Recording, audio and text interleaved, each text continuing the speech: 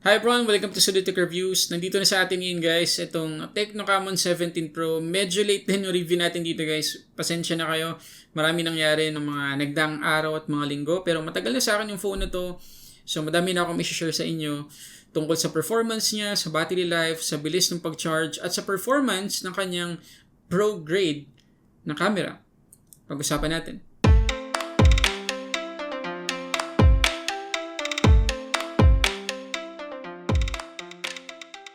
Okay, so before tayo mag-start guys, gusto ko ulit muna kayo i-invite na mag-subscribe dito sa channel natin at i-click na rin yung notification bell para ma-notify kayo sa mga susunod nating uploads. Okay, so doon muna tayo sa presyo ng Camon 17 Pro. So currently guys, mabibili natin to sa official flagship store ng Tecno sa Shopee for 9,990 pesos lang. Not bad guys. Ngayon pa lang masasabi ko na mura na yan para sa specs niya. Pero maganda tapusin yung video para makita ninyo yung pros and cons na nakita ko dito sa phone na to. So mapapansin niyo na yung box itong Tecno Camon 17 Pro na nandito sa atin ay medyo nag-smudge na. Makita medyo madumi. Pasensya na kayo guys. Kasi nung dumating to malakas yung ulan. Tapos syempre naka-plastic so nababad siya sa tubig. Ayan, nag-smudge na siya. Okay, so wala naman na tayo masyado makikita sa box. So open na natin.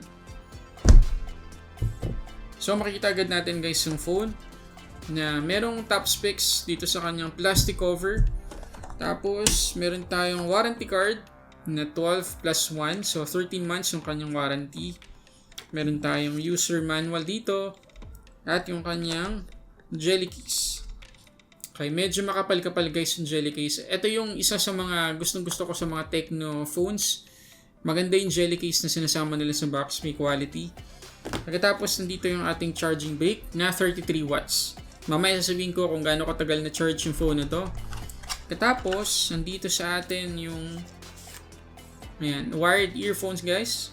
Tapos, USB-A to USB-C cable. At before ko makalimutan guys, meron tayong SIM ejector pin dito sa gilid. Okay, tanggalin natin guys sa plastic yung phone. Okay, so dito muna tayo guys sa design nitong Tecno Camon 17 Pro na nandito sa atin. Yung kulay nitong unit natin ay steel water blue. Yun yung kulay. Tapos, matte finish lang siya guys. Makita ninyo kapag natatamaan ng ilaw, nagiging blue siya. Dark blue actually. Pero kapag hindi, yun, para siyang black. Pero for the most part, maganda siya guys. Nagustuhan ko kasi matte finish.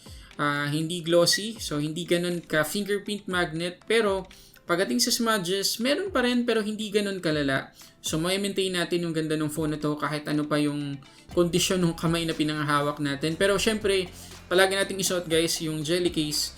Kasi makikita ninyo na masyado nakaprotrude yung kanyang camera module. Medyo makapal-kapal. Tapos dito sa taas, yung ating secondary microphone. Dito naman sa baba, yung ating headphone jack, main microphone, USB-C port, at yung ating speaker grill. Dito sa right side, yung ating volume up and down buttons. Yung ating power lock button na fingerprint scanner na din.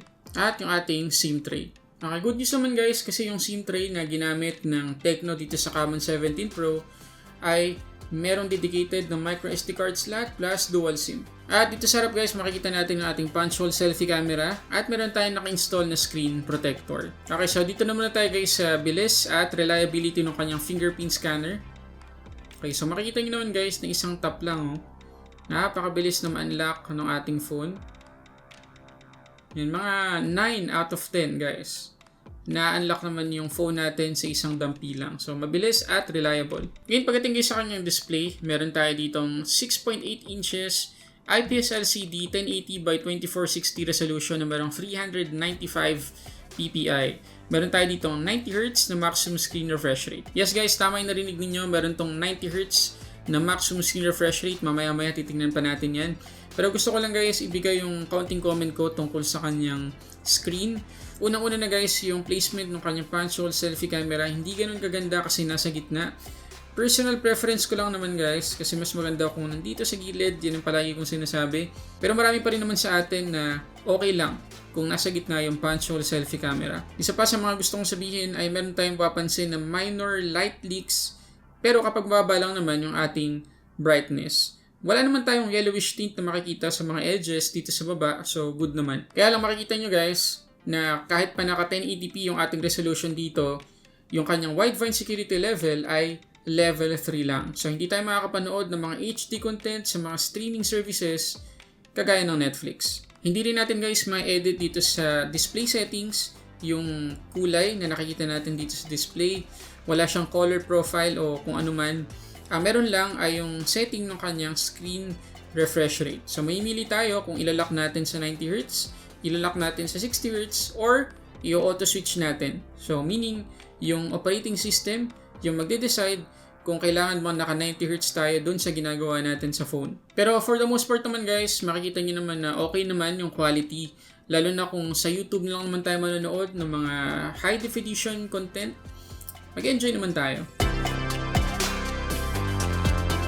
Pagdating sa kanyang viewing angles, hindi rin ganun ka-perfect guys. Hindi sobrang ganda. Kasi makikita ninyo na konting tilt, medyo magdidim ng kaunti yung ating display. So yun isa sa mga kailangan nating tandaan. Pagdating naman guys sa performance, naka Android 11 na tayo at yung kanyang skin ay ganun pa rin. iOS 7.6. Pagdating sa chipset, Helio G95 12nm meron tayo dito. Meron tayong 8GB of RAM at 128GB of internal storage. Gusto ko lang kayo inform guys na upon setting up the device, meron naman ako natanggap na auto update. And actually, yung kanyang Android security level ay updated naman. Pero kagaya pa rin ng dati guys, makikita ninyo dito sa kanyang UI na marami tayong mga pre-installed na mga applications or bloatwares na yung iba ma-uninstall, yung iba madi-disabled lang natin. Ngayon pagdating guys sa kanyang Antutu benchmark score, nakakuha tayo ng 356,390 kapag ang ating screen refresh rate ay 60Hz. Malaki-laki naman guys itinaas nung sinet natin sa 90Hz kasi 359,322 na yung score na nakuha natin. Kaya pagdating guys sa gaming, wala tayong magiging problema dito sa Camon 17 Pro kasi alam naman natin na maganda talaga yung performance ng G95. Nakita nyo dito sa Asphalt 9 na lahat ng graphics na generate niya, meron tayong motion blur, tapos sobrang konti lang guys yung frame drops na na-experience natin. Sobrang mag-enjoy tayo sa game.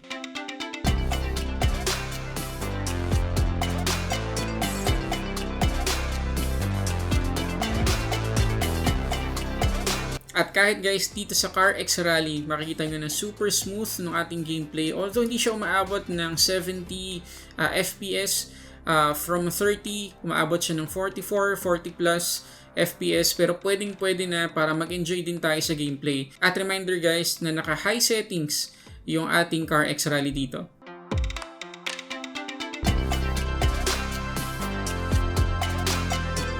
Okay, so dun tayo guys sa isa sa mga highlight ng phone na to maliban sa G95 at 90Hz na screen refresh rate, yung kanyang Pro grade na camera. So meron tayo guys ditong quad camera setup, 64 megapixels, 1.8 aperture yung kanyang main shooter, ultra wide na 8 megapixels, depth sensor na 2 megapixels at monochrome lens na 2 megapixels. Yung kanyang selfie camera naman ay 48 megapixels, 2.2 aperture. Ngayon dito guys sa mga samples na makikita ninyo, by default, 16 megapixels lang yung resolution ng mga photos natin. For the most part, okay naman, hindi naman pangit, hindi rin naman sobrang ganda ng quality. Medyo maputla nga sa paningin ko and hindi nakita talaga yung langit. Kung titingnan nyo itong sample na to, washout na talaga. Dito naman sa 8 megapixels na ultra wide, okay na yung kulay, so hindi na siya maputla overall. Kita rin naman na yung langit, pero dahil nga 8 megapixels lang, hindi naman ganoon ka-sharp compared dun sa default photo kanina. However, malawak yung field of view niya at walang distortion na nangyari dun sa mga edges, kaya pasadong-pasado sa akin yung ultra-wide ng Camon 17 Pro. Ngayon, kapag isinet naman natin sa 64 megapixels na mode, malaki na yung in-improve ng mga photos. Mas sharp, mas okay na din yung kulay, though hindi ganun ka-accurate kasi napansin ko lang na medyo nasobrahan sa contrast.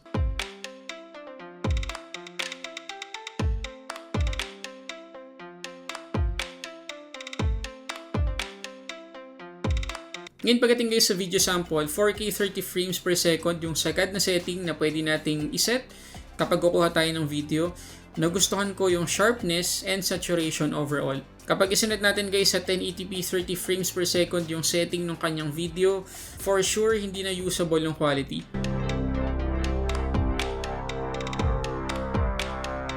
Ngayon itest naman natin guys yung stabilization sa lahat ng resolution niya. Mapansin nyo na naging stable naman kapag 1080p 30 frames per second tapos naka-on yung ultra steady. Pero pagdating sa kulay at saka sa quality, dun ako sa 4K 30 frames per second.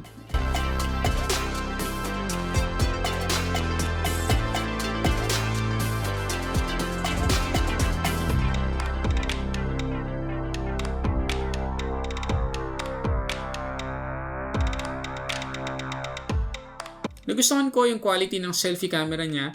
Keep in mind lang na 12 megapixels lang by default yung resolution ng photos natin sa selfie. So, enable lang natin yung Ultra HD mode para mas maganda yung quality natin.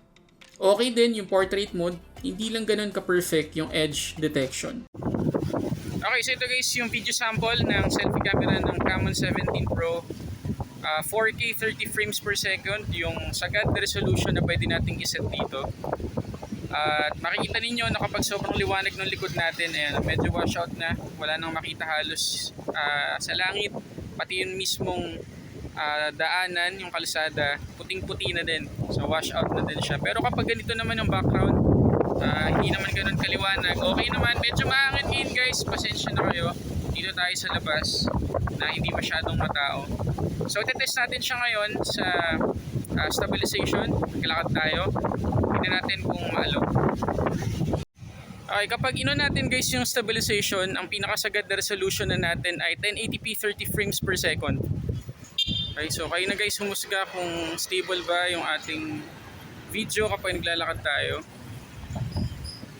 Pero ang maganda rito guys, wide pa rin yung kuha natin, hindi siya masyadong nag-zoom in. So goods yun para sa akin.